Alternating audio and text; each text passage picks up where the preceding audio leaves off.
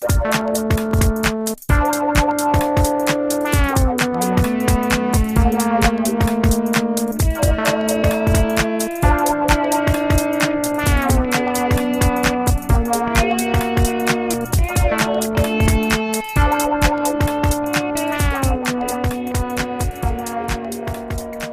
now for Toy Tengoku! I'm Ardith. And I'm Robin. And today's episode is brought to you by HobbyLink Japan. And the letter B. For Batman. Come with us, folks, back to the misty days of 1968. Yes, where Japanese toys were a piece of paper. Kids were given a piece of paper and they liked it. No iPads, no iPods, no telephone. Well, they had telephones, but no internet, no personal computers. There was 100 yen Sugoroku games like this one, where it was a piece of paper, great big piece of paper. This is the Sugoroku board. This is the kind of put into perspective the toys we're going to be looking at today. This was from 1968, and you would spin the spinner because real dice were too flat to fit in there. Woo! And it would tell you where on the board to go. Wow, it features such excitement as, wow. Oh, here's Batman hitting what must be a German kid. He's going, ah! It looks kind of like Sherlock Holmes, actually, because of that hat. Wow, they're going to get, wow, his head is right on the rails. It's going to get flattened by like Tokyo Metro. No, Batman. Wow, those were the days. That was excitement. And we think it's pretty exciting, too. That's right, Batman. So brought to you by the letter B. But we do have some other cool stuff to show you today. What I'm going to be doing is we've got Ami back again. Today what we've got is we're going to be putting her in these fantastic boots from Yamato. And we've also got some clothing for her. Yes, she is still in her underwear. This clothing was made by Azone, and it is a different manufacturer, so we're going to be going over the vagaries of putting dolls in clothing made by a different manufacturer, which sometimes works and it sometimes doesn't. What about you? Wow, well, I have gotten the rest of the cloth onto Seiya since last episode, and today we're going to be putting on the wings. Wow. And we're going to then build the object. The object. Unless you object to that. I don't object at all. All right, that's what we'll be doing. All right then, here we are, we're back. We've got our friend Ami. She's the variable motion figure VMF 50 centimeter tall doll by Azone. Not Azone, I'm sorry, Yamato. I said Azone because we've got some lovely Azone clothing to put on her here. We have a punk pleated skirt here to put on her, and I believe they call this a belt strap type t-shirt. Now, you might recall last week I had a little bit of trouble. Okay, I had a lot of trouble getting the clothing on her that had been made by Yamato. And the thing to that surprised me when I took it out of the package was that the doll clothing I've dealt with before, which has mostly been by Azone, has this clever hook and loop tape, which we all know by a trademark name, so that the clothing is easy to put on and take off the doll. The Yamato clothing did not have any of that stuff on it anywhere. It was all one solid piece, which made it really hard to get on and take off. It took me a long time to get the outfit off her, too. However, this being by Azone, these guys understand that sometimes you don't have a lot of time to mess around with putting clothing on a doll, so they make it relatively easy to apply. Is that like 60 centimeter doll clothing? No, this is actually 50 centimeter doll clothing. Because of the difference in heights, there's going to be a difference in, like, for example, the diameter of the waist would be greater. Now, as you can see, I don't know exactly where this skirt is supposed to fall on the body, but as you can see, there's some room there. As I say, most doll clothing is made for that specific brand of doll. You can usually, in most cases, you can go in between brands. You can put folks' clothing on Azone dolls and vice versa, and so on and so forth. With some cases, you can't. I really doubt that outfit I had on her last week would fit on any other type of doll.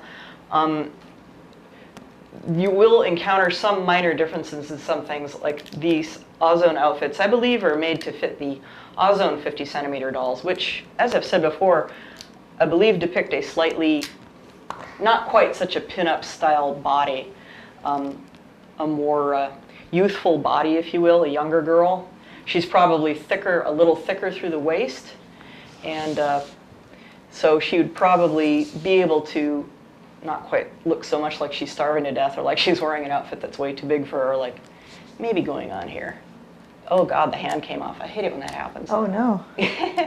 Yeah, I should have probably just taken her arms off. However, I'm not going to do that again because. Thank goodness, man. Yeah, that was traumatized. That was a little traumatizing, wasn't it?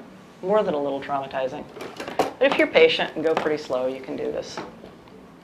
Now, I don't think this outfit is made to be worn with a bra under it, but I'm not going to worry about it too much.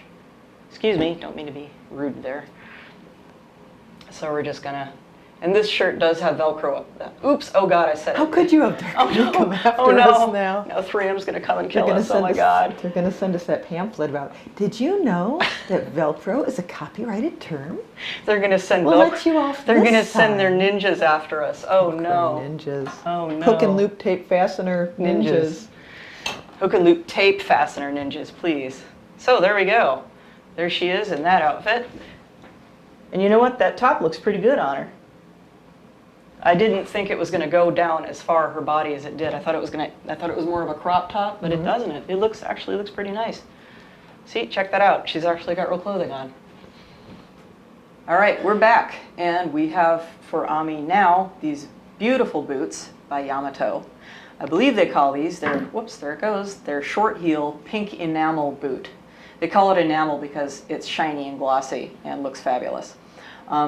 The neat thing about doll shoes that I've always loved is that they're so well made and so detailed, is that not only did they come pre-laced, which is always a good thing because I'm a clod, I can't even lace my own boots, much less something in 1/4 scale, but they're white, as you can see. Yamato was nice enough to also include a set of black shoelaces in case you wanted to swap them out.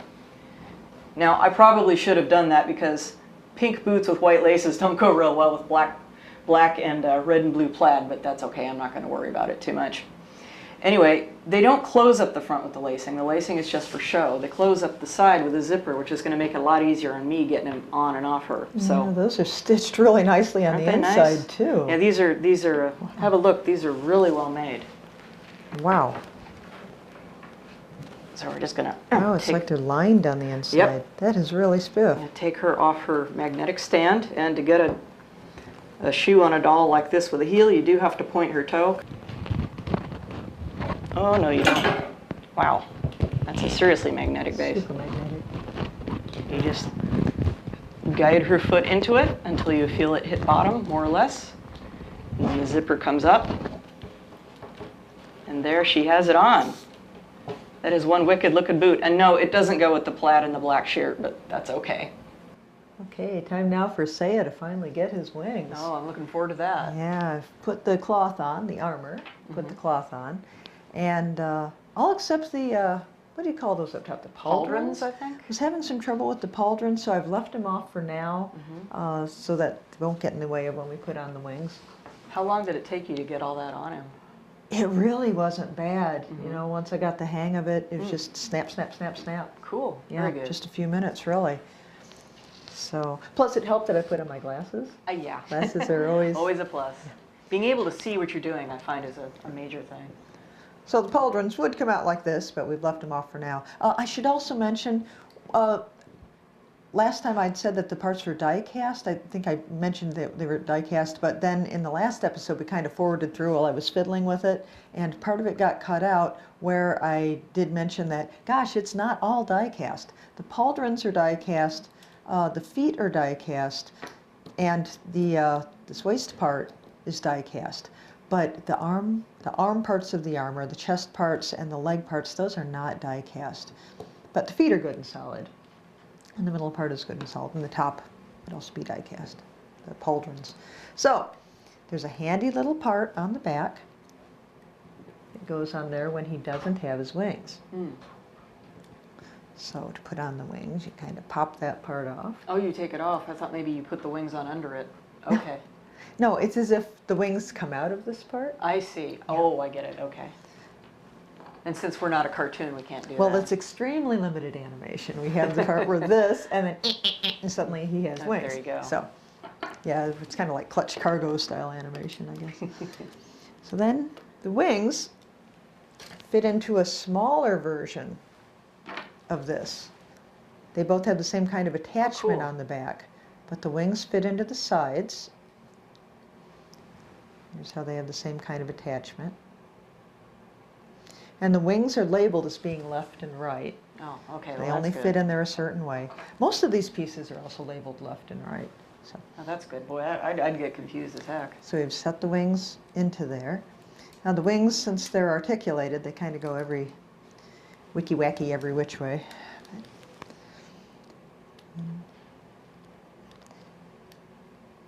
The attachments on this also have kind of little anchors on the side, whereas that doesn't, because that doesn't have the kind of weight that this does. Yeah. This is pretty hefty when you have the wings on there. So, Can you imagine how much time it took them to develop this and go, oh man, we've got to make this just right so he's not going to fall over when he's got his wings on? quick, do another Saint Seiya OVA series. We're still working on the Ultimate Seiya toy. Need to buy a little more time. Wow, look at that. That is quite amazing. There we go. Now the wings are quite heavy. Of course, they're all articulated and all, so you can. Are any parts of the close them wings as you like. die-cast, or are they just plastic? I think down in this area, the ball joints at the bottom, kind of like ball joints, they slide. Those are die cast, but the wings themselves, they have some heft to them. But I think mainly they're just heavy plastic. They are cool. posable as you like. However, if you go to have them stand, it's not going to happen. Yeah. Which is why we have the marvelous marble-colored plastic base. That is really cool looking, I have to say. That is very cool looking.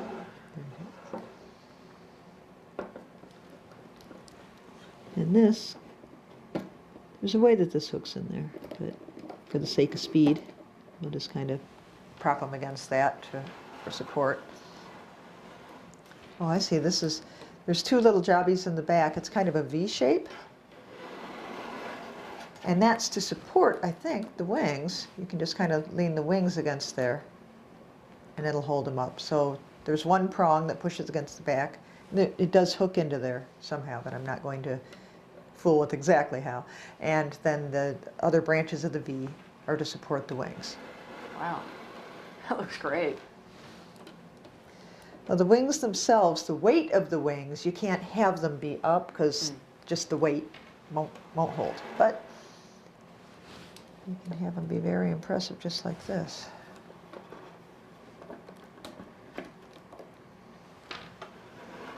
Wow, he's so shiny. He is. And of course the Seiya has various, oh, those wings aren't matching it all the way I have them up, but that's all right. You get the idea. He has various hands. Does he have hands doing this? No, afraid Aw, not. man. But something I didn't mention before is there's also little pieces of armor that attach. You pull them off of each of the sets of hands. So you can change the hands and then pop the piece of armor Wow. onto the top of the hand. Oh, that's detailed. Yeah, it's very nice. This is nice and weighty, and it's beautiful, and it doesn't fingerprint very easily because I've handled this thing all over, and it doesn't get all fingerprinted up. That's a nice detail too. So there we go. Seiya has his wings. All right, now it's that time. It's the time for viewer questions Oh, because boy. people watched the episode, and we really appreciate Yeah, we do you appreciate doing that. Thank And we you. really appreciate all the nice comments you're leaving too. We really do appreciate that. Thank you so much. Yeah, the questions have been really interesting. Yeah, yeah. And so I have collected a few Oh, boy. for us to address here. And so, first of all, are there any other clothes like this? Well, like this is probably what the Skimpy Maid outfit that the Amidal was wearing last time. We do have a limited number of things from Yamato. If you do go to our dolls section and do a search for Yamato clothing, you should be able to find them. We don't have a whole lot remaining because it tends to sell out quickly, but check it out. We do have a few things. We also have other manufacturers. We do have clothes to fit the scale by Azone. And also we have the bathing suit she was wearing the first time you saw her. That was made by a firm called Cuties. And so we do have some swimwear by Cuties that will also fit the scale doll. If you just go to our doll site and look for clothing for the scale that you're looking Do a for. search for 50 cm. 50 cm or 60 cm for the 1/3 scale, 27 cm or 1/6 scale for the smaller ones.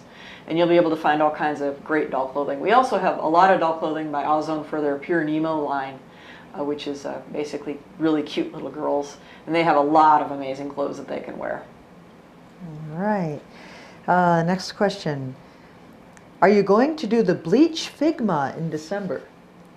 I looked it up and I was not aware of a bleach Figma in December. I wasn't either, and I looked at Good Smile's site, and they are apparently not planning to do any bleach Figmas. Ah. Well, I checked around and I found that Bandai has a couple of Figuart Zero figures that are coming out in December.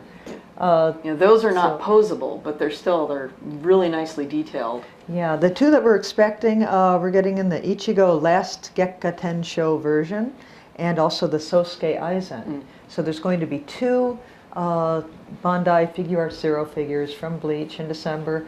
We could take a look at those. We might take a look at those. They're supposed to be really nice, and they're the first two of the Bleach ones that Bandai will have produced in that line. So that'll be good to check those out then. I'd like to have a look at those.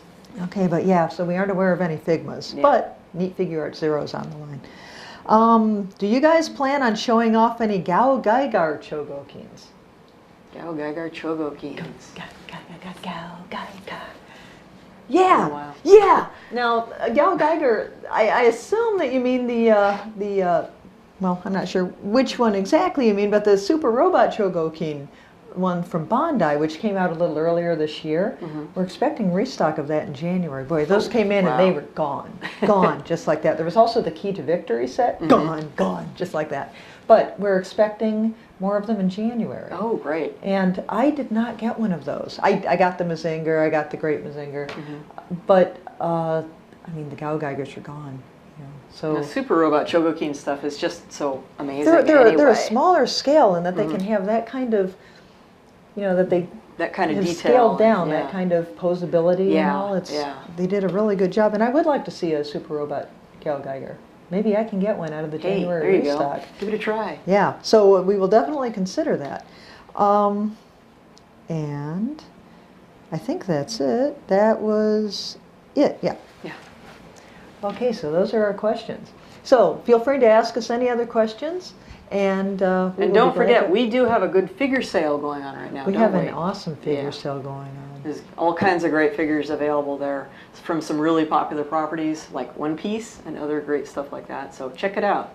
Yeah, we have figure sales every couple of months, and every time our products department is looking for more to add in there, so it's always a different mix of ones. So definitely take a look at a figure sale.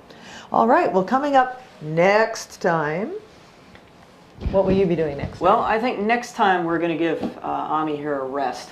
I think what I'm going to be doing next time is I'm going to be looking at something from a different manufacturer, a firm called Tokyo Doll, which does silicone doll bodies. I'm not sure if it's pronounced silicone or silicone, but what I'm going to be looking at is the Numer doll. And what that is basically, it's a little gross to think about, but it's 1/12 scale. It's very realistic, available in a variety of bust sizes, and it's sold without the head, no hands, no feet. So what you can do is you can take a 1/12 scale posable figure like a Figma or certain Revoltex and swap the head and hands onto that in case your Figma or Revoltech would like to have a smexy new body. So we're going to be taking a look at one of those. Wow.